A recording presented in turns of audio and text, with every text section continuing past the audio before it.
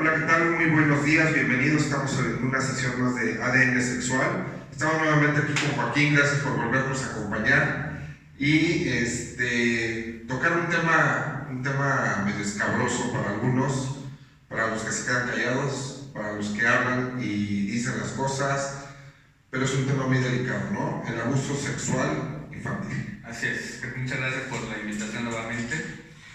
Pues, ¿qué les puedo decir? Es un tema muy difícil, es un tema sobre todo para las personas agredidas y para sus mamás sobre todo. Sí. Algunos papás también, pero por desgracia gran parte de las personas que cometen estos abusos son los papás.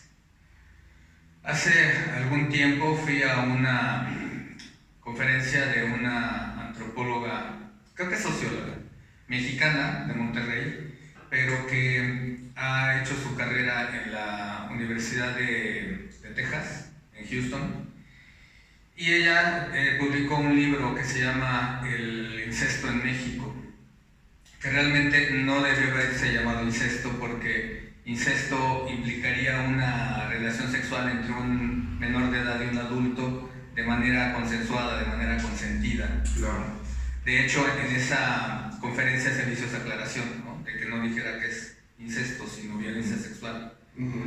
Y hizo el estudio con 100 familias mexicanas de todas partes de la República, y los resultados que obtuvo fue que en el 30% de los casos el agresor es el papá.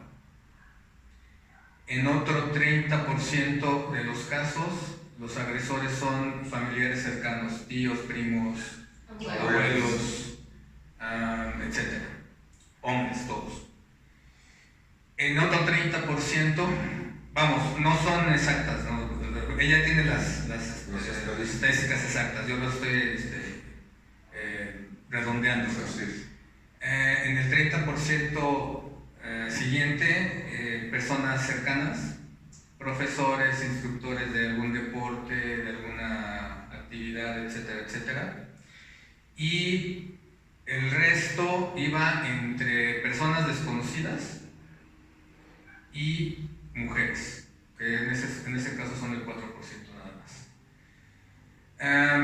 Y tanto a niños como a niñas, porque los agresores no diferencian entre niños y niñas, agarran parejo.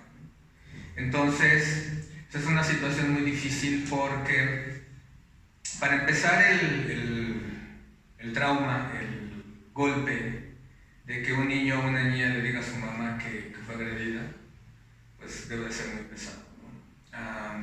Yo no tengo esa experiencia, les soy honesto, pero lo veo en mis representadas, todo lo que pasan, todo lo que sufren.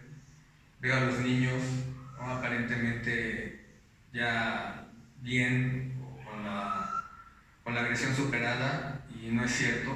Se les ven evidencias, se les ven señales de que tienen una afectación. Claro. Y es una afectación que es para toda la vida. Joaquín, ¿qué tanto? Porque también se dice, ¿no? De que como papás, tal vez llega tu hijo, tu hija y te dice: papi, mami, mi tío me está tocando mis partes privadas, ¿no? Y muchas veces, a lo mejor como padres, pues queremos anularlo o pensar que es un juego o que lo vio en YouTube o solo por llamar la atención, ¿no? ¿Qué tan real puede ser esto? O cuando un niño o una niña te dicen: me tocaron mis partes privadas, o todo lo que sucedió es real. A un niño y a una niña siempre hay que creerles. Ellos nunca van a decir una mentira o van a inventar eso. Por algo muy sencillo, no tienen una referencia. Claro. Y les pongo un ejemplo. Yo no les puedo decir cómo es una nave espacial, porque jamás me he subido a una nave espacial. Entonces, si yo les dijera, se les describiera una nave espacial, me basaría en lo que he leído, las películas que he visto, los programas de televisión, etcétera, etcétera. Pero yo así decirles, una nave espacial es así y así, así, así, no puedo porque no tengo una referencia. Claro. Lo mismo sucede con un niño. Un niño no va a poder describir un pene O o detallarlo, Sí. o el semen, si no lo ha visto directamente. Claro. Ahora, si no ha sido agredido y lo ha visto a través, por ejemplo, de películas pornográficas, eso también es violencia sexual. El exponer a niños y niñas a pornografía, a ver que sus papás tienen relaciones sexuales, etcétera, aunque no hayan sido agredidos directamente, eso también es violencia sexual. ¿Y qué porcentaje de niñas y niños es mayor, el de las niñas o de los niños, o lo hablan más las niñas? Yo creo que es un porcentaje similar, un 50 y 50. No es que por ser niñas las niñas sean más sensibles y hablen más, no. El daño es el mismo, de hecho la sensibilidad de niños y niñas es la misma, ¿no? Lo único que cambia son los roles y los estereotipos que los mismos papás les inculcan, así es, ¿no? Y que pues, el ambiente que también educa es el que les inculca, ¿no? Pero en sí tienen la misma sensibilidad y los mismos miedos, todo es al parejo. Joaquín, sé que tú estuviste en el caso de Mireya. Me gustaría que platicáramos cómo se dio esta situación, porque al final del camino toda la acción que tuvo que tomar ella no fue, yo creo que fácil como mamá. Sin embargo, tampoco hubo ninguna red, como ni en juzgado ni a ningún nivel, que ella la apoyara, ¿no? Y escuchabas versiones desde qué mala madre, cómo hizo esto, y por el otro lado nosotros que estuvimos más como en ese momento, me gustaría que honráramos el programa de verdad para Mireya, de verdad, allá en el cielo, a sus hijos, a su papi, y que pudiéramos platicar. Bueno, yo llegué a DIVAC, que fue la asociación en donde empecé a interesarme en el tema. Yo quería hacer labor social con los derechos de la infancia o los derechos de los animales. Y estuve investigando y el único lugar donde llamaron fue en el DIVAC. Ahí yo comencé mis labores el 12 de mayo del 2014 y Mireya llegó el 16 de junio de ese mismo año, o sea, un mes después. Yo no esperaba el estar en un asunto tan denso, tan difícil, y que posteriormente fue tan trascendental. Y empezamos a trabajar. El sujeto le había demandado el cambio de guardia y custodia por la vía incidental. ¿Qué es esto? Los juicios se llevan de diferentes formas, ¿no? Por diferentes vías.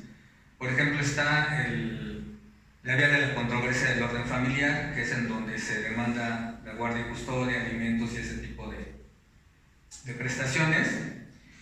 Y la vía incidental es un juicio como paralelo, ¿no? Que modifica el juicio principal. Esa es la finalidad. Para contestar un juicio incidental se tiene solamente 3 días. Y el sujeto hizo un escrito como de 50, 60 hechos que había que contestar uno por uno. Solamente teníamos 3 días. Lo bueno es que se atravesó el fin de semana, entonces tuvimos 2 días más, pero fue a trabajar hasta la madrugada, incluido sábado y domingo. Y la contestación de la demanda la presenté a las 11 de la noche con 40 minutos, cuando el límite es a las 11 de la noche con 59 minutos. Desde ahí se vio el dolo y la forma de conducirse de este tipo, ¿sí? Desde que la obligó más bien hizo la demanda para que no la pudiera contestar. Así es. De hecho, al día siguiente de que nosotros metimos la contestación, él había metido el escrito de rebeldía. Es decir, el escrito de rebeldía es que dice que se perdió el derecho de contestar porque no se contestó en tiempo, ¿no? Teóricamente, lo aplicó. Sí, no se esperaba que fuera a contestar. Así claro. es. Desde ahí es donde se ven los niveles de violencia. Se desarrolló el juicio en el juzgado 10º de lo familiar. Esta jueza, nos enteramos anteriormente teníamos la experiencia en el despacho en el que estaba de que siempre favorecía a los hombres. Siempre. ¿Por qué? ¿En Porque... México? Sí. Sí. ¿En serio? ¿En serio? ¿Cómo? Sí, saben Se me los hace lugares. Sí, ¿verdad? Y a mí también, bueno. Resulta que uno de mis colegas había llevado un asunto en otro juzgado en donde ella era jueza. Y ella defendía a una mujer. ¿Sí? Y todo lo que pedía invariablemente era desechado. Y al otro siempre lo favorecía. Así es. Entonces, ya que cambiaron a esta jueza al juzgado 10º, como bueno, finalmente tenemos cierta relación con los funcionarios, le platicaron que ella siempre hacía lo mismo, favorecía siempre a los hombres. Entonces, cuando tomó el asunto, pues sí, efectivamente era pedir medidas de protección, pedir una serie de cosas, y ella jamás no lo concedía, pero él sí, hasta lo mínimo se lo concedía. Bueno, finalmente metimos una queja a la Dirección de Atención Ciudadana y Derechos Humanos del Tribunal, metimos varias quejas también a la Comisión de Derechos Humanos de la Ciudad de México, al Consejo de la Judicatura, y como se sintió presionada y que le teníamos mala voluntad, porque así lo dijo, decidió desconocer del asunto y mandarlo al juzgado 11º. En el juzgado 11º cayó con la jueza Araceli García Lara, Laura Araceli García Lara, que fuimos a platicar Mireya y yo con ella, con el fin de que aplicara la perspectiva de género. Claro. Nada más. ¿Sí? Que fuera ético el asunto. Exacto, que fuera parejo, que no favoreciera a ninguna de las dos partes. Claro. ¿Sí? Y nos dijo, sí, yo siempre hago eso, yo soy imparcial completamente. Después pedimos que las evaluaciones fueran hechas en el Hospital Psiquiátrico Infantil porque no tenían experiencia con los peritos en el juzgado. Y nos dijo, no, claro que sí, los peritos del tribunal son los mejores de México. ¿No? Me extraña que no lo supieras. Entonces yo pensando mal. Total que salimos decepcionados de lo que nos decían. Y Mireya me decía, pues es que es una mujer, no es que eso no garantiza nada. Aunque sea mujer, no va a ser empatía contigo por tu género. Y ella no se va a tratar el corazón, ¿no? ¿Sí? Bueno, empezaron a desarrollarse las audiencias. Los sujetos agresores tienden a provocar a la parte contraria. Exacto. Mireya llevó a su papá y a su mamá. El sujeto en la primera audiencia, que era la plática con el niño y las niñas, provocó al señor, el señor reaccionó, le dio un golpe, se hizo un relajo, y de ahí le impusieron que se le hiciera un estudio psiquiátrico al señor y a la señora. Mireya se opuso porque cómo iban a involucrar a sus papás. Yo le decía, es que de todos modos, si no lo aceptamos, los van a involucrar, y mejor vamos a involucrar a la mamá de él. Sí, porque los niños refirieron en esa plática que la mamá también los agredía. Y que participaba. Que aparte, participaba en las agresiones, Okay. en las violaciones. Mireya no quiso, acepto que no debe haberle hecho caso, pero en ese caso. Y bueno, las cosas empezaron a cargar a favor de él. Claro. Y con la ayuda de la jueza. Además. ¿Sí? En esa plática, tanto el niño, que fue el primer agredido, manifestó que su papá le había violado, no voy a adelantar en detalles, y que se ponía una máscara de lobo para hacerlo. ¿No? Además, el niño desde el principio rechazó al papá. Ellos están en una asociación que los capacita y les dice qué hacer en los juzgados. Llegan siempre con regalos, llegan siempre haciéndose las víctimas y demás. Él llegó con regalos para el niño y para las dos niñas. Llegó con una foto en donde estaban los dos, ¿no? El niño y el papá así abrazados, con cara sonriente y demás. El niño tiró a la basura los regalos y rompió la foto. Claro. En cambio, las niñas más pequeñas, más manipulables, lo abrazaron, aceptaron los regalos y demás. Y la jueza dijo, pues, Menos conscientes por la edad. exactamente, ¿no? Mira qué buen papá, ¿no? Exactamente. Y pues la jueza, pues es que miren a las niñas, ¿no? Están conviviendo bien con el papá, felices con el papá. Sí, pero no vieron al niño. Perdón, dije no. No vieron al niño. La actitud que tuvo. ¿Sí? Y de ahí fue luchar contra corriente, intentar un montón de cosas. Nos acercamos a una senadora que nunca hizo nada. Nos acercamos a la Comisión Ejecutiva de Atención a Víctimas. Bueno, es que también los senadores que tenemos son extraordinarios, Son o sea, artistas, cantantes, o sea... Pero estoy hablando de la administración pasada, de la legislatura. Bueno, también pasada. existían algunos, Sí, ¿no? pero no, yo creo que son los peores. Están peor todavía. Pero solamente nos recibió una ocasión, nos recibió una asistente, ella jamás. Y segundo, estaba muy interesada en el caso, que quería ayudar y demás. El SEAP hizo la simulación, íbamos al Ministerio Público a ver cómo iba la carpeta de investigación. En fin, yo me preparaba para salir desde las 7 de la mañana de mi casa, pasaba Mireya por mí y me regresaba hasta las 11 de la noche, de todo lo que teníamos que hacer. Varias veces, no fue una, fueron varias. Entonces, él está luchando contra el corriente. Ella empezó a sentirse cada vez menos respaldada por Adivac. Llegó un momento en que ella decidió irse. Me pidió que yo la apoyara, que yo siguiera con el asunto. En ese año coincidió que yo me quedé sin despacho. El despacho en el que estaba cerró, ya no tenía los pasantes, ya no tenía el respaldo de mis compañeros. Tenía otros asuntos que hubiera tenido que dejar por dedicarme exclusivamente al de Mireya. O sea, el de Mireya me hubiera ocupado todo el tiempo, ¿no? Y le dije, sabes que no puedo.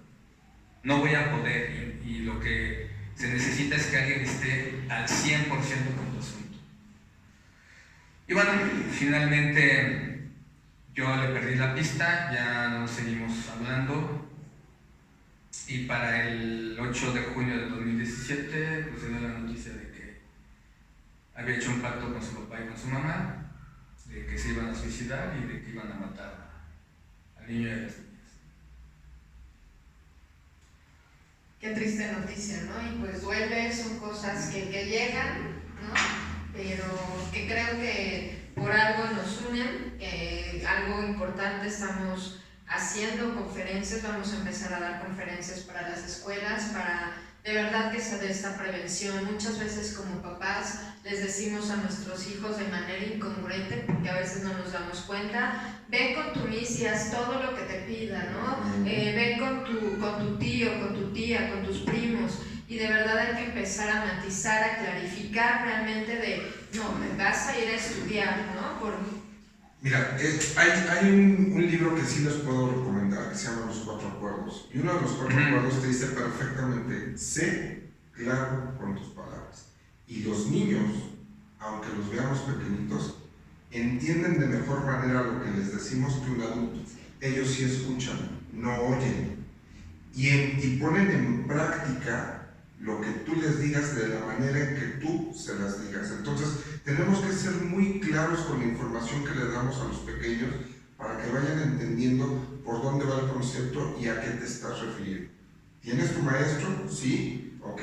Las obligaciones de tu maestro son tal, y las tuyas son tal y tal.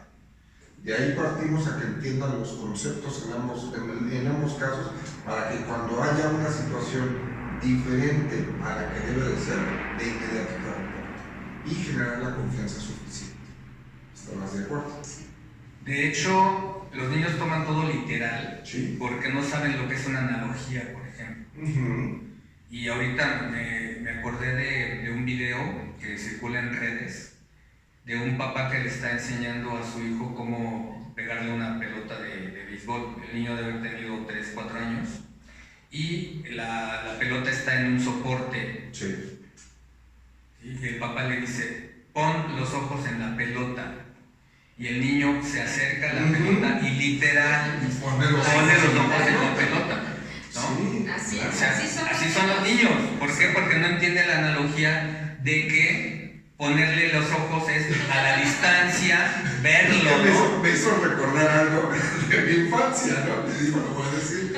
Estabas haciendo la tarea y está tu mamá ayudándote y pues, estás empezando a escribir con lápiz y empezando a escribir papá y mamá, ¿no? Me dice, ya enojada mi mamá. Bueno, ¿con qué se escribe papá? Mi lógica fue, pues con el lápiz. O sea, no, o sea, Claro. y tal cual lo estás diciendo, Joaquín, son muy literales en el sentido de pon la pelota en los ojos, pues hoy pongo los ojos en la pelota, ¿no? Claro. Los ojos en la pelota. Entonces, realmente ahí tenemos que tener el debido cuidado de utilizar perfectamente las palabras o qué le queremos dar a entender o que razone el niño. Es de lo más importante. Esta explicación va porque si a un niño le decimos, haz todo lo que tu maestro te diga, Ya lo dejaste indefenso. indefenso. Sí, Si el maestro le dice, chúpame el pene, claro. el niño va y se lo va a chupar. Claro. Así es. Y también la otra cosa, ¿no? Ahorita que hablas del pene, la vagina, la vulva. ¿Cuántas veces como papás les decimos, a ver, límpiate tu pajarito, límpiate tu cosita, tu galletita, ¿no? Hubo una situación de una niña que estaba siendo abusada sexualmente por el chofer, pero la mamá siempre decía que era su galletita y ella le decía, es que me agarra mi galletita, ¿no? Entonces, de verdad, aguas papis, tenemos que ser súper claros en el tema de la sexualidad. Es vulva, vagina, boobie, bueno, pecho y decirlo porque muchas veces los niños te están manifestando algo que les está pasando, pero tú les dices el nombre de otra manera, ¿no? Y el tema de la sexualidad, el abrirlo a su nivel, también es sumamente importante. Sí, y eso es especialmente importante porque cuando niños y niñas hacen su declaración, no se les entiende. ¿Por qué? Porque dicen, es que mi papá me enseñó su colita y me la puso junto a mí. ¿A qué se refieren con la colita? Con el pene. Entonces, cuando uno lo lee, vamos, las primeras veces que leí esos textos, o sea, me resultaba confuso. O sea, ¿qué es lo que está queriendo decir? Hasta que un psicólogo especialista me lo explicó, ¿no? Entonces, si yo que estoy metido en el medio me cuesta trabajo, Claro. un ministerio público va a decir, no, pues No pasa Sí, nada. colita con colita, ¿no? ¿Qué tiene de malo colita con colita? Sí, No, no. tiene un trasfondo Claro. y muy peligroso. Sí. Otra cosa que se debe de evitar con niños y niñas es obligarlos a que saluden de beso y de abrazo a la gente. Y más cuando ellos se niegan a hacerlo. Así es, si no quieren saludar, que no saluden, no tienen la obligación. Y no es una falta de respeto, de Así educación, es, ¿no? así es. Y ellos de verdad tienen ese instinto de saber quién sí es una buena persona y quién ¿Quién no no? es. Porque lo mismo, cuando se les obliga, se les elimina toda esa resistencia que tienen ante el peligro. Y cuando un agresor se acerca y quiere besarlos o quiere tocarlos, no tienen manera de que se nieguen. Así es. ¿Sí? Entonces, no obligarlos a que saluden a nadie, ni a la abuelita, ni a la tía Panchita, ni al vecino, a nadie. Si no quieren saludar, que no saluden, punto. Y es que eso es lo complejo, ¿no? El tema que tú decías de que desgraciadamente la gente más allegada a los niños o a las niñas es la que puede estar más en contacto con ellos y a veces hasta para uno es como confuso decir, no, pues no estés con tu papá, ¿no? Con tus abuelos, con tus tíos, y por eso se da tanto el abuso sexual, porque no le puedes restringir el estar con todos, sin embargo, con estos cuidados que hemos comentado podemos prevenir el abuso sexual. En las familias mexicanas, y bueno, yo creo que en las familias latinoamericanas, estoy hablando de lo que conozco, es muy común que los muertos se guarden en el closet. En el pasado, cuando menos, era muy común. Ahorita ya la mentalidad está cambiando. Y esos temas no se tocaban.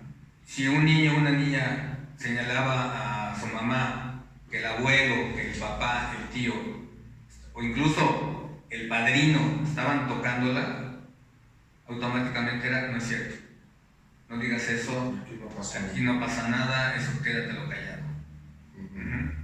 ¿Por qué? Porque teníamos una influencia muy fuerte de la religión católica, que ahorita está siendo superada con otras mentalidades, con otras formas de pensar. ¿Qué nos decían antes? Tu familia la tienes que respetar y querer, pase lo que pase. Aunque sea tu papá, aunque te agreda tu papá, lo tienes que querer y honrar y respetar. La Biblia lo dice. Los mandamientos. Los mandamientos. ¿Qué es lo que está cambiando ahorita? Y la psicología tiene mucho que ver. Aléjate de la gente tóxica, incluso si es tu familia. Así es. No porque sea tu mamá o sea tu papá, tienes que aguantar todas las agresiones y tienes que aguantar toda la violencia. Claro. Entonces, esa es la tendencia ahorita.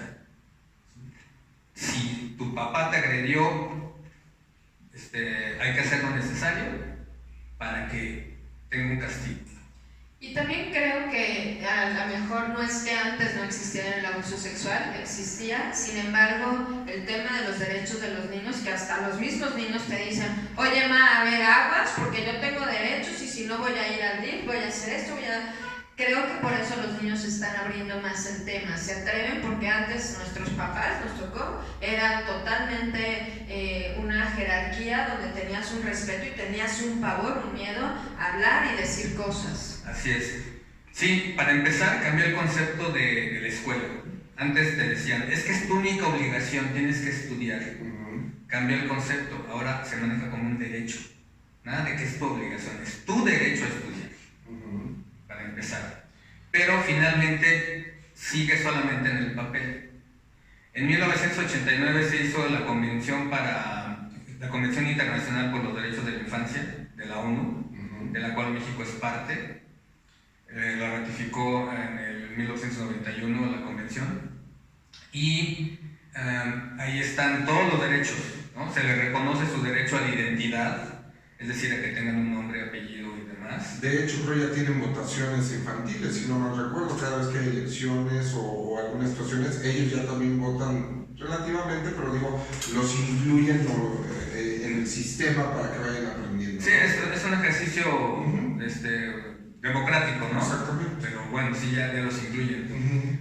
Tienen el derecho a tener una vida libre de violencia, a tener alimentación, todo, ¿no? A que estén en contacto con los dos papás, que a mí se me hace genial mientras uno de los dos no sea nocivo. Exactamente. ¿Sí? Porque si alguno de los dos es nocivo, hay que separarlo de los papás. Claro. Ajá.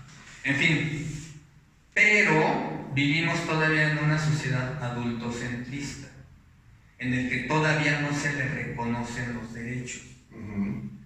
Los derechos, en la aplicación me refiero, ¿no? Los derechos están en el papel, pero en la realidad no es así. Y eso se ve mucho en los juzgados. Claro. Para empezar, se tendría que aislar al agresor de los niños que manifiestan violencia sexual. Por precaución, mientras el juez investiga si es cierto o no es cierto. Que va a causar un daño por la lejanía, si en caso de que el papá sea inocente. Sí, es verdad, pero a través de terapia esa separación se puede resolver en un cierto tiempo. No, y además psicológicamente a los niños les puedes ir haciendo entender que es un proceso que era por su seguridad. Así es. Llegas a un punto de entendimiento lógico, ¿no? Así es. Como niño. Y el tema de la culpa, ¿no? Que los niños es algo que realmente sienten es que por mí mis papás ya no están juntos, o mi abuelo, mi abuela, mi tío se fue a la cárcel. Así es, entonces hay que trabajar mucho con ellos en el aspecto psicológico, con especialistas.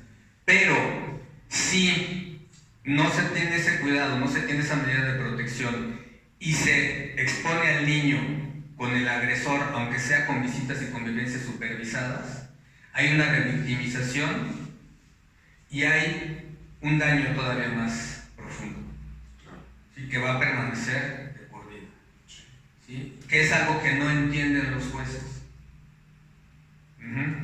Entonces, como les comentaba, esos derechos están solamente en el papel. Todavía falta mucho para que realmente se considere a un niño como sujeto de derechos, porque todavía se les ve como propiedad de los papás. Por eso tantas agresiones. Finalmente es mi hijo, yo hago con él lo que quiera.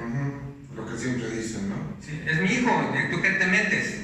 ¿Sí? No, también ahorita las leyes han cambiado. La Ley General de Protección a Niños, Niñas y Adolescentes dice que cualquier persona es responsable de la infancia, cualquiera. Claro. Es decir, si yo veo a un niño agredido en la calle, yo puedo intervenir, puedo llamar a la policía y puedo hacer que exista una sanción. Que exista una sanción al agresor o al agresor. Claro. Claro. ¿Tú crees en este punto, como lo estás comentando, que los jueces o quienes estén manejando estos casos requieran, desconozco si lo tienen, pero requieran en dado caso capacitaciones psicológicas, capacitaciones de manejo de vidas, coachings, situaciones así, para sensibilizar más en ese sentido y decir, a ver, está bien la ley marcada como la trabajas, sí, pero también enfócate en el lado, pues ya también sensible de protección de la familia o del niño o X, y empieza a manejar todo en un conjunto más lógico, más sensible para la situación que tienes que proteger? Mira, por la experiencia que tengo, yo pienso que jueces y juezas actuales no tienen remedio. O sea, tenías que partir de cero totalmente. De cero totalmente. ¿Por qué? La mayoría de ellos ya tiene más de 20 años en el sistema judicial. Ya tiene más de 20 años. Tuve un asunto en el que apenas lo estamos terminando después de 10 años. Sí. Yo no lo tomé desde el principio. O sea, después de 10 años. Yo no lo tomé desde el principio, sí, lo tomé en el 2016 y apenas lo estamos terminando. Justo cuando el asunto de Mireya, a mí me llamaron para varios programas de radio y televisión y comentaba sobre este caso y sobre la jueza que estaba en ese entonces, Juana Erika Ordóñez Salazar, que después la cambiaron del 26 al 20. Yo la mencioné a ella porque yo había hecho una investigación a través de Infomex, que es una plataforma en donde puedes solicitar información de funcionarios de cualquier dependencia de gobierno, sí, mientras no sean datos personales.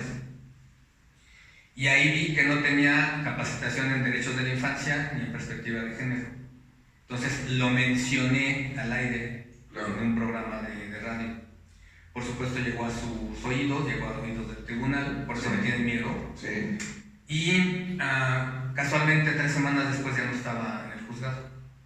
Okay. Y ponen a un juez que lo tienen como de lo máximo que ha habido en el tribunal. Llegó como bombero a apaciguarme. Sí. Ajá. A meterte en línea. A meterme en línea. Sí, ya sabes cómo se manejaba. Bueno, el tipo, Juan Zomba Sánchez,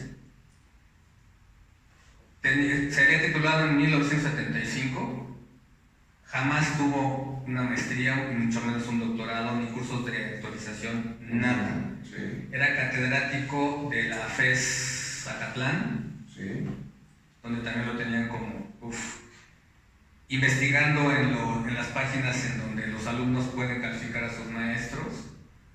Había varios comentarios de que era acosador.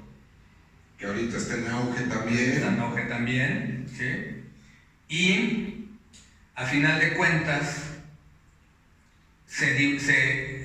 ya no está ya no está trabajando en el tribunal porque llegó hasta el límite permitido para los jueces, que es de 75 años de edad para que se retiren, para que se jubilen. ¿A qué voy con esto? Todos ellos están en el mismo tenor. Sí, en la escuela vieja. En la escuela vieja. Claro.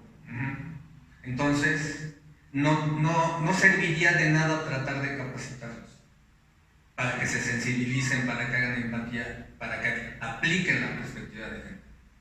Por eso yo sería de la idea de que habría que capacitar a jueces y juezas jóvenes, ¿no? Ya más sensibilizados con el tema de los derechos humanos, de los derechos humanos, y empezar a sustituirlos en masa, de 5 en 5, de 3 en 3. Sí, porque honestamente no creo que tengan. Así como se ha tomado esta 4T, el cortar cabezas, sin fijarse ni nada, de igual manera que lo haga en ese sentido, ¿no? Para meter gente que realmente tenga capacidades y tenga intenciones de mejorar un México que realmente lo traemos de cabeza y más en este sentido. Sí, pero aquí finalmente son poderes separados, poderes independientes. Así es. Entonces, y así como están las cosas, yo dudaría de los resultados, ¿no? de cortar cabezas al Poder Judicial. Sí, totalmente. Bueno, bien tocaste también el tema de las escuelas en la cuestión del acoso que está también en boga ahorita, y hay varios temas en televisión.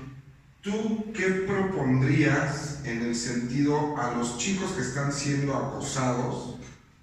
¿Cómo referenciarse? Independientemente de los papás, existe en una escuela, en una secundaria, en una preparatoria, pues mientras sean menores de 18 años es abuso infantil todavía, o es acoso infantil, independientemente de que como adultos también lo sufrimos.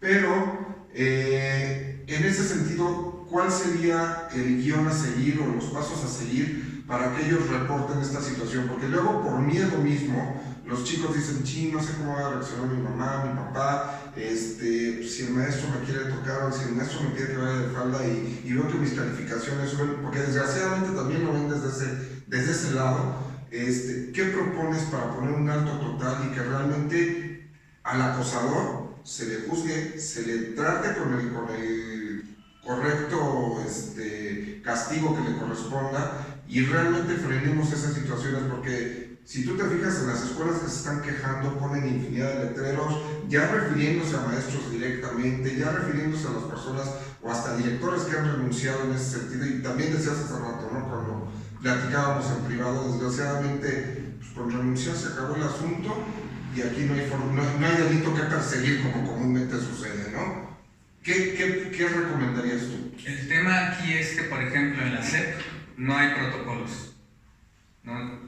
Allá en Tláhuac, donde tenemos la sede de la asociación, hemos ido a varias escuelas, tanto públicas como privadas, a hacerles protocolos de actuación, porque no saben qué hacer. Y es lógico, ¿no? Si antes no tenían esas denuncias, pues no tienen la forma de manejar la situación. Entonces, lo primero que haría sería exigir un protocolo. Y eso hacia las autoridades. Y en el ámbito personal, empezar a hacer redes entre los alumnos y entre los papás. Así es. Para empezar a exigir. Ahorita, bueno, ahorita que tocas el tema, hace rato que comentábamos en el Colegio de Ciencias y Humanidades del plantel Vallejo, en donde me formé académicamente, sí. Por eso soy tan perro muchas veces. Sí. Porque ahí siempre me decían, ¿no? No le creas todo a Marx, no le creas todo a Engels, no le creas todo a Freud, ¿no? Sí. Confróntalos. Así es. ¿No? Fórmate tu criterio, confronta a tus maestros, ¿no? Y era muy padre porque efectivamente podemos entrar en una polémica y no se desquitaban con nosotros, ¿no? Que eso era fabuloso. Porque realmente podías entrar en un debate. Así es. Realmente casi fuera real, ¿no? Sí, y aprendíamos nosotros y aprendían los maestros. Claro. Sí, entonces, por eso adoro el Colegio de Ciencias y Humanidades desde los años 70 y 80, ahorita ya es otra cosa. Pero bueno, y se juntaron varias alumnas, hicieron una asamblea, llamaron al maestro que ya tenía años de ser señalado como acosador, le dijeron en cara todo lo que le habían hecho a las alumnas. Simplemente, ¿no? ¿Sí? No dijo nada. Y lo escoltaron literal a la dirección a que presentara su renuncia. Y lo escoltaron a la salida del plantel, que es algo que se me hace magnífico. ¿Sí? Estudiantes de nivel preparatorio. Entonces, la gente, las mujeres en especial, están empezando a despertar, ¿sí? Y están contagiando a otras. En San Luis Potosí acaban de también hacer otro plantón, pero en este caso porque no les permitieron hacer en la Universidad de San Luis Potosí en ciencias, no les permitieron poner cartelones señalando a los acosadores. En otra escuela en Coahuila, el 9 de marzo pasado, cuando fue el paro de mujeres, en un colegio de bachilleres, no me acuerdo si en Coahuila o en Chihuahua, los hombres hicieron una carne asada, ¿no? Como si fuera un día festivo. Al día siguiente las alumnas hicieron paro y señalaron la situación. Claro, ¿no? sí. Entonces, a mí me entusiasma mucho eso porque desde la infancia, ¿sí? La Convención Internacional por los Derechos de la Infancia considera a niños y niñas, a todos los menores de 18 años. Aunque éstas sean adolescentes, siguen siendo niños. Ahora, ¿qué procede? Bien decías tú que utilizar las redes sociales son importantes para mantener un control.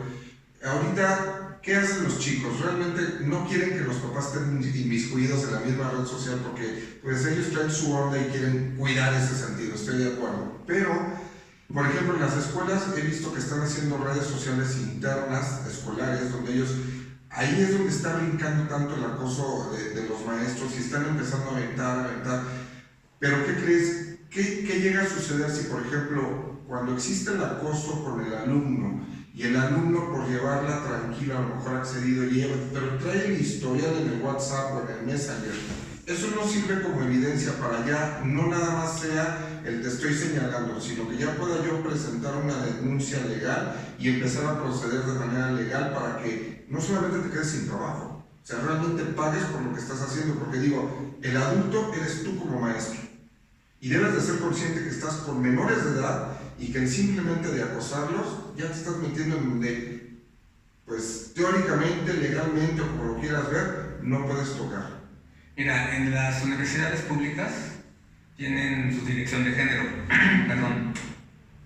Precisamente ahorita mi socia está trabajando en la Dirección General de Asuntos de Género.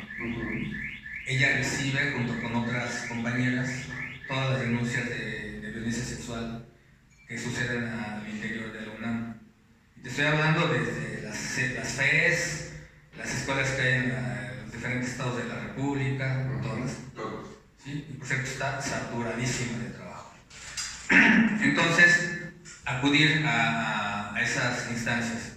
Lo mismo el Instituto Politécnico Nacional lo tiene, la UAM lo tiene, y teóricamente todas las universidades públicas de la República tendrían que tener una institución similar. Pero estás hablando de universidades, ¿y qué pasa con las prepas y las vocacionales, por ejemplo? A eso voy. En las prepas y vocacionales, al ser de estas instituciones, también pueden acceder a esta unidad. El colegio, la UAM, pues, tiene el colegio de bachilleres. Sí. Algunas universidades privadas, como la Universidad Marista y sus colegios, también tienen estas direcciones. ¿No? Entonces, las alumnas pueden ir a denunciar los acosos. Correcto. Pero ¿qué pasa? ¿Se queda solo en la denuncia o por ejemplo se les quita la licencia? Porque pues al final existe la denuncia y después... Mira, yo creo que por algo se empieza. No podemos cambiar las cosas de la noche a la mañana, pero por algo se empieza. En la UNAM se le da acompañamiento hasta el nivel del Ministerio Público a las mujeres agredidas. Se les acompaña, se hace la denuncia. denuncia, se supervisa que hagan los estudios y todo, ¿no? Y ya después, si se judicializa la carpeta, hasta ahí se queda, la alumna tiene que hacerse cargo de su defensa, ¿no? En la Universidad Marista, que es donde también colabora mi socia Rosalba Cruz Martínez, la situación es un poco diferente. Ahí se presiona a los maestros para que renuncien, o si no, se actúa penalmente. La mayoría renuncia, sin goce de sueldo, o sea, sin liquidación. Sin antigüedad, sin nada. Nada. Se van así como llegan, aunque tengan 20 años. Hubo un académico que se fue después de 20 años y se fue con su piniquito nada más, no hubo liquidación. ¿Sí? Perdón, porque ya iniciar una carpeta de investigación tendría que tener ya un departamento, una dirección especializada en esto, y de momento, por alguna razón, no quieres tenerlo. Así es.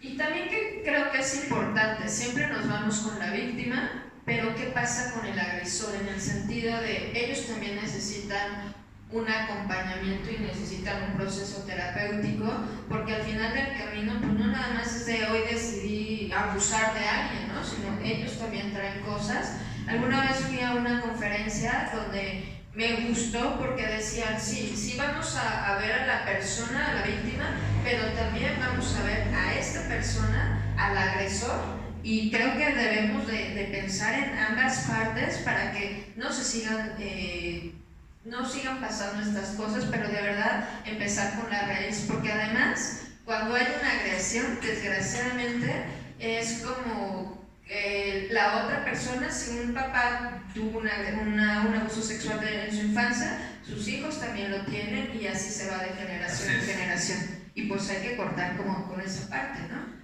Sí, sin embargo no es práctico y no es efectivo.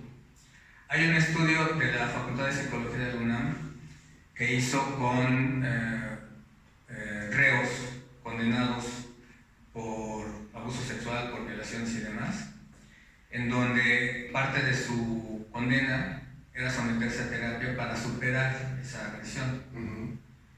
En el 100% de los casos fue negativo el resultado. ¿Por qué? No hubo avances. Ninguno, cero, nada. ¿Por qué? Porque al ir obligados no aceptan la terapia. Es como un alcohólico. Exactamente. Fuerzas a rehabilitación. Exactamente. Exactamente. ¿Sí? Entonces no sirve de nada. Claro. ¿Sí? Hay que enfocarnos a las personas agredidas y hay que enfocarnos a la educación de nuestros hijos, la que nos corresponde a nosotros. ¿Y por qué? Hace poco tiempo leí un artículo muy bueno de un sociólogo de Culiacán, Sinaloa, que vivió toda la violencia de los años 90 allá. Él se dedicó a estudiar, logró hacer una maestría en Canadá y se quedó por allá. Sin embargo, pues México siempre ha estado en su mira. El año pasado vino a hacer un estudio con 77 miembros del crimen organizado, narcotraficantes, secuestradores, etcétera, etcétera. Y descubrió varias cosas. Una, de que todos ellos vivieron en ambientes violentos y de pobreza, claro, sin excepción. ¿Sí? Y que tenían dos opciones: o seguir en la pobreza extrema o integrarse al narcotráfico, con la conciencia de que más temprano que tarde los van a matar, pero con la idea de vivir al máximo de lujo, de comodidades, de ostentación, más picudo de ellos para no morir, ¿no? De ostentación 1 o 2 años, 3 meses, hasta 1 mes. ¿Cuál era la constante? Todos habían sido agredidos por su papá. ¿Sí? Solamente uno de ellos fue agredido por su mamá. Incluso hasta con violencia sexual. Todos ellos tenían en mente matar a sus papás. Algunos sí los localizaron y los mataron. Otros, cuando los tuvieron enfrente, no pudieron. Lo único que pudieron decirles es: no te quiero volver a ver en mi vida, porque la siguiente vez que te vea sí te mato. ¿Qué soluciones propone este académico? Dar educación a todo mundo con políticas públicas, eficientes y demás. Pero, y esa es ya una opinión mía, así como están las autoridades en el país, así como está la SEP secuestrada por el sindicato, Así es. ¿quién demonios va a proponer un nuevo modelo de educación que sea eficiente, que empiece a eliminar desde la infancia, desde maternal, desde lactantes incluso, ¿sí?, toda esa violencia que estamos viviendo y que se genera a través de la infancia? No, Nadie. y deja la violencia. Pongamos un ejemplo muy simple. Tenemos Japón. Japón, por ejemplo, el nuevo sistema de educación, o el que ya tienen de hace algunos años, es: tú estás aquí en la primaria, ahora sí que, ¿qué hace tu país? Tu país genera, por ponerle un nombre, obreros, o personas que terminas una carrera, pero no dejas de salir de ahí, ¿no? Sigues un lineamiento. Y allá no, allá en lugar de darte clases de primaria, por ponerte un ejemplo, te dicen: te doy economía, te doy negocios, te doy esto. O sea, la visión desde que eres pequeño es diferente, es para que tú seas empresario, no seas empleado, ¿sí? Entonces, desde ahí el punto que tocaste de la educación cuenta mucho. Bien lo dices, ¿por qué? Porque tenemos una SEP tomada por un sindicato, porque tenemos manejos de gobierno, porque hay mucha manipulación a favor de no perder los controles del gobierno para poder seguir manejando las masas. Así es, ¿sí? Entonces, ¿cuál es la solución? Solamente lo individual. Sí. En casa, punto. Personas que tengamos ya cierta conciencia, porque tampoco todo el mundo lo va a hacer. Así es. ¿Sí? Pero ya personas que tengamos cierta conciencia, ir educando a nuestros hijos desde otra perspectiva, y no solamente con palabras y académicamente, sino con acciones, ¿no? Sí. Mi hijo, o sea, jamás me ha visto acosar a nadie, ni jamás me ha escuchado referirme despectivamente o misóginamente a una mujer, ¿no? A pesar de que desde hace algún tiempo su mamá y yo estamos separados, mantenemos una relación cordial, ¿no? Puede ser. En beneficio de él, sobre todo, ¿no? Si no estuviera él, desde hace años ya nos hubiéramos dejado de ver, ¿no?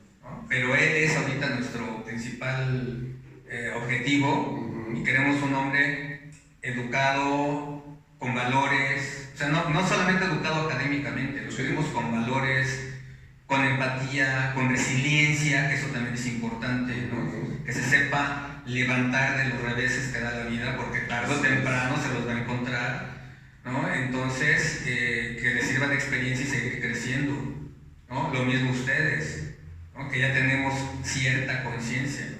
Claro. ¿Sí? A nadie más les interesan nuestros hijos. Al gobierno no les interesa. No, para nada. Para nada. No les interesa nuestra seguridad, no les interesa nuestra economía, no les interesa absolutamente nada. Nosotros tenemos que salir adelante. Exacto. Como bien decimos, no todo depende de uno mismo. Es que el país está así, pero tú, ¿qué generas? ¿Tú qué estás haciendo? O sea, podrás estar de cabeza, pero si tú no estás generando algo positivo para poner tu granito de arena, todo va a seguir igual. Así es. Es una gran realidad. Fíjate, en la marcha del 8 de marzo y en el paro del 9, que fue sobre todo en violencia contra las mujeres, pues también muchas de ellas tienen hijos e hijas, y tienen hijos e hijas agredidos o desaparecidos, sí, ¿no?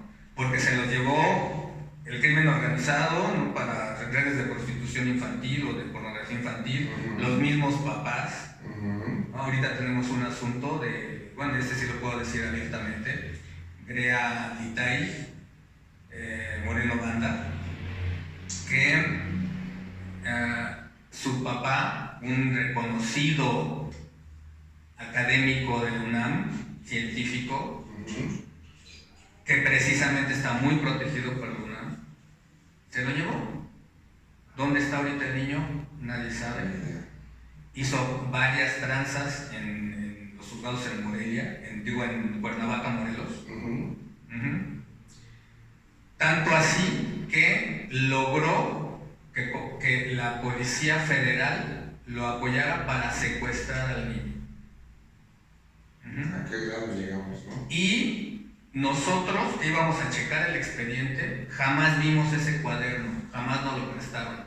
Porque si en la Ciudad de México tenemos problemas, en Morelos están peor. Los estados están peor. Están peor en todos los sentidos. Bueno, allá se pueden abrir diferentes juicios en diferentes juzgados. Aquí en México, si abres diferentes juicios, los se acumulan en uno para que no haya sentencias en contrario y para que haya un conocimiento global del asunto. En Morelos los puedes tener en cualquier juzgado. Puedes abrir 3, 4, incluso no solamente en Cuernavaca, en Zacatepec, en Alpuyeca, en donde sea. Ustedes hacen correr por todos lados. Así es, además. Entonces, cuando íbamos a checar, y ahí la corrupción se da mucho. ¿Por qué? Porque hay más acercamiento de los litigantes con los jueces. Incluso se llegan a saludar de beso con las juezas, por ejemplo. O con los jueces. ¿Qué onda, cabrón? ¿Cómo estás? Sí. Ondas así. Entonces, cuando íbamos a checar el expediente, jamás nos dieron ese poder. Jamás. ¿Sí? Entonces no pudimos detectar a tiempo que él iba a ir por el niño. Qué incomodidad, qué fastidio, pues qué realidad de nuestro México, ¿no? Porque desgraciadamente es algo que seguimos viviendo. Ahorita, con sus supuestos cambios, con todo lo que se ha presentado, seguimos teniendo gente afectada en abuso infantil, en atropellos en juzgados, en todos lados. Entonces creo que lo mejor que podemos hacer es realmente poner nuestro grano de arena, poner lo que nos corresponde y provocar que los cambios sucedan si realmente pretendemos cambiar como país, como nación, pero principalmente como persona.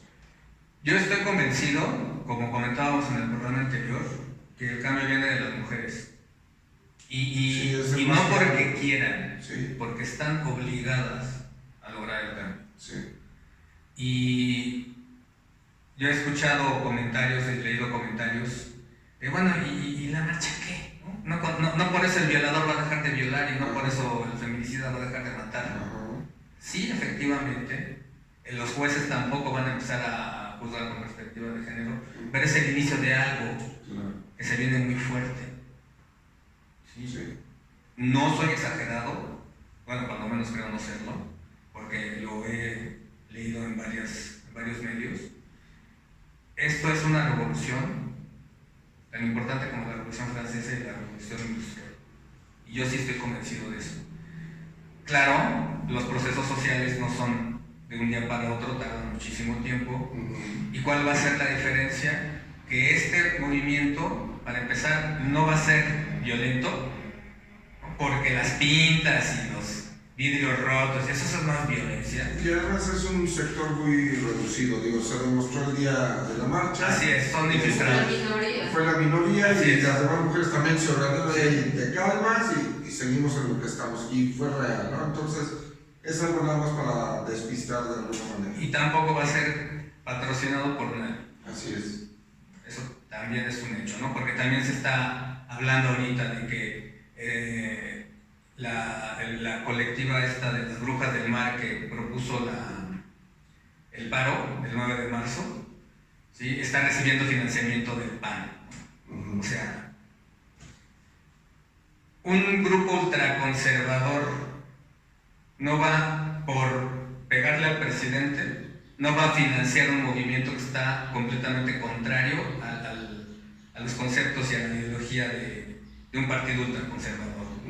Para empezar, las Brujas del Mar están apoyando las marchas en contra de la violencia de las mujeres, que también apoyan el aborto, el aborto libre y seguro, algo que el PAN, por supuesto, está en contra. Entonces, no van a a financiar algo en lo que están en contra. Y además es un esfuerzo personal, es un esfuerzo. Nosotros en la asociación, ¿no?, en DAS, estamos haciendo nuestro esfuerzo. Sí estamos buscando financiamiento de algunas instituciones y de la iniciativa privada, ¿sí? Pero es un esfuerzo personal. Claro. ¿Sí? No estamos aliados a ningún partido político, ni nos interesa, ¿no? Porque además por ley no podríamos. Claro. ¿Sí? Y tampoco lo vamos a recibir por debajo del agua, en contra de nuestros principios. Así es. Y sobre todo creo que lo importante es que ahora estamos nosotros como seres humanos empezando a cambiar esa mentalidad. Ya no estamos como el gobierno, la religión, la política. O sea, es hoy yo que estoy dispuesta a cambiar desde mi persona, desde mi esencia, y creo que con eso es importante quedarnos, ¿no? Cada quien desde su trinchera, el poder hacer el bien común y poder como sociedad hacer cambios, pero desde aquí, desde la parte emocional, de corazón a corazón, y empezar a ayudarnos entre todos, podríamos ser una sociedad muy bonita, ¿no? ¿Y qué recomendarías, Joaquín, a los padres que ven, a los niños, a los adolescentes que ven este programa, para ir cerrando, que nos pueda quedar como enseñanza para empezar a modificar? Yo, a los padres y madres, lo primero es empezar a cambiar el lenguaje, lo que comentábamos hace rato, ¿no? Con relación al cuerpo. No es el pajarito, es el pene. No es la colita, son las nalgas. No es la florecita, es la vulva. Porque si no se dan este tipo de confusiones, este tipo de problemas al momento en que los menores de edad van a hacer una declaración. Sí, definitivo. Empezar a ver que el cuerpo no es sucio, no es pecaminoso. Tener relaciones sexuales es parte de la humanidad, parte de hombres y mujeres, ¿sí? Que hay que practicarlo con respeto, con responsabilidad y demás, pero que no es algo sucio. Sí. Y eso hay que motivárselo y enseñárselo a nuestros hijos e hijas. Para empezar, siempre estar en contacto con nuestros hijos, enseñarles a que siempre digan lo que les está pasando, bueno o malo. Sí, lo que sea diferente a lo tradicional o a lo normal que debe de suceder, porque también ahí los niños reflejan de inmediato hasta admiración o espanto, miedo, no sé, al sentirse en algo diferente, ¿no? Entonces enseñarlos a hacerlo. Me gusta una publicación que leí hace algún tiempo que dice, yo no quiero que mi hija, cuando tenga un problema, diga, no le voy a decir nada porque me va a criticar, me va a regañar. Yo quiero que mi hija llegue conmigo y me diga, te tengo la confianza de decirte lo que me está pasando. Tenemos que llegar a ese punto. Tengo una prima que tiene una hija de 6 años. La niña le dice todo. Cuando me pongo a jugar con la niña, luego sí le hago algunas cosas pesadas, ¿no? Bueno, todo de los juegos. Claro. Como no le gusta que le dé beso cuando estoy con la barba crecida, ¿no? Y voy y de maldad se lo hago, ¿no? Luego va y se lo dice a su mamá. Y ya su mamá le dice, está jugando, lo que sea, ¿no? Pero la niña le dice todo, absolutamente todo. Perfecto. Y exacto, a ese punto hay que llegar. Claro. De que nos tengan la confianza a papá o a mamá o a los dos, de decirnos qué es lo que está pasando, lo que les hace sentir incómodos. Y si por alguna razón tienen una agresión sexual o de cualquier otra índole, Sí. que les crean. Claro. Sí, como bien comentabas hace rato, ¿no? Dices, o sea, no te voy a hablar de una nave espacial cuando ni siquiera la conozco, pues lógico, no te va a comentar alguna situación sexual cuando por lógica la niña o el niño no sabe nada de eso y te está Así es. diciendo con pelos y señales la situación que está pasando, ¿no? Sobre todo si tiene el lenguaje correcto. Claro. ¿Sí? Claro. Mamá, el maestro me pidió que me enseñó un pene, por ejemplo. Sí. En fin. ¿Y qué le dirá a papás y mamás? Más bien, no, decías a los adolescentes. a los adolescentes, que tengan la confianza de hablar.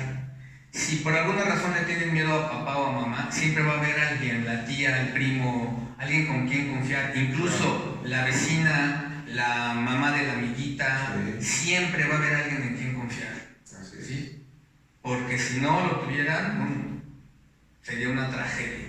Claro. ¿Sí? Hay maestras o maestros que incluso sí se prestan para poder hacer empatía con los alumnos. No, y además puede ser el puente para llegar con el papá, porque a lo mejor no tienes la confianza. Ahora, papás también, no sean mala onda. Oye, ¿por qué no me tienes la confianza y no me dijiste? A ver, buscó la manera de que te llegara, ya te llegó mejor. Preocúpate por qué no te tiene la confianza de decirte las cosas y si se la tuvo a la vecina. Si no nos tienen confianza, es responsabilidad nuestra. Claro, definitivo. Sí. Y yo tengo la experiencia con mi hijo. Una temporada estuvo muy enojado conmigo. No me hablaba, no me decía absolutamente nada. ¿Sí? ¿Por qué? Pues porque tuvimos algunos roces. Bueno, yo jamás lo he agredido físicamente, pero sí lo llegué a agredir alguna ocasión. Y porque no se quería bañar, pero bueno, es otra historia. Y estaba enojado conmigo. Entonces, nosotros somos los responsables de que no nos tengan confianza. Así es. No se les puede culpar a ellos. ¿Sí? Y ahorita, bueno, la relación con él es excelente, me cuenta sus cosas y demás, ¿no? Entonces, eso es lo que les diría tanto a papás, mamás, como niños, niñas y adolescentes. Perfecto. Pues bueno, te agradecemos el que nos hayas acompañado, el que podamos darle información importante a la gente para poderse mover, para poder aplicar, para poderse cuidar, que eso es lo que estamos buscando, ¿no? En las presentaciones que queremos dar, también darles el apoyo, referenciarlos con ustedes a DAS para darles el apoyo que requieran y puedan sacar sus situaciones o sus casos con un especialista, porque no es lo mismo decir yo soy abogado, a que yo soy abogado especialista en abuso infantil o en acoso sexual, o sea, ya cambia el concepto porque vas en específico a lo que quieres llegar y a lograr una situación que es de justicia real con la persona que lo está sufriendo en ese momento. Sí, qué bueno que tocas el tema, no es por presumir, pero somos muy pocos y pocas los que estamos involucrados. Y de hecho yo quisiera que hubiera más. Claro. Yo quisiera que lo que sabemos lo pudiéramos replicar. Ahorita tenemos 2 becarios, bueno, una se acaba de ir, y les estamos dando todo el conocimiento que tenemos, porque nos interesa que haya más exactamente. No sirve de nada tener un conocimiento y no replicarlo, sobre todo en una situación tan delicada. Hay que compartirlo. ¿No? Sí. Se me olvidó la idea, pero ¿qué te iba a decir? ¿Qué estabas contando de la asociación, el apoyo de darles a las personas que nos están viendo, darles el apoyo con los especialistas, ¿no? Sí, y te iba a poner un ejemplo. Un abogado que no sabe del tema, si le llega un asunto de una niña agredida sexualmente a los 4 años, lo primero que va a decir es haga la denuncia y que la niña haga su declaración. Y la niña no va a tener la capacidad de hablar por su edad y por todo lo que vivió. ¿Sí? Cuando llegan con nosotros en ese tipo de asuntos, lo primero que sugerimos es que vaya a terapia con un psicólogo o psicóloga especialista, ¿sí? Que la vaya fortaleciendo, que le vaya dando la capacidad de poder expresarse.